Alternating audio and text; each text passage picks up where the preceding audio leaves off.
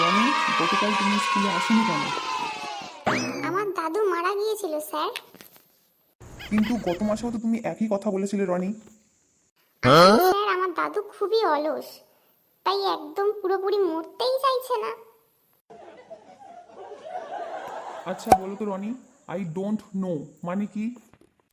আমি জানি না স্যার। এবার বলো আই ডোন্ট কেয়ার মানে কি? এতে আমার কি স্যার? আচ্ছা এবার বলো তো আই লাভ মাই টিচার মানে কি? এত বড় মিথ্যা কথা বললে আমার পাপ হবে। আচ্ছা তুমি যদি পরীক্ষায় শূন্য পাও তোমার কেমন লাগবে? আমার কিছুই লাগবে না স্যার, কেন? কারণ আমার অভ্যাস হয়ে গেছে।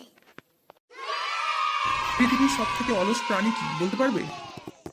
Fan sir. কিভাবে হয়? আমরা না এলে তো ঘুরতেই চায় না। আচ্ছা ধরো আমি তোমাকে 5টা আম দিলাম, তারপর আরো 5টা আম দিলাম, তাহলে তোমার কাছে মোট কতগুলো আম হলো? 11টা স্যার।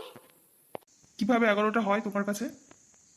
কারণ আগে থেকে আমার ব্যাগে একটা আম ছিল স্যার।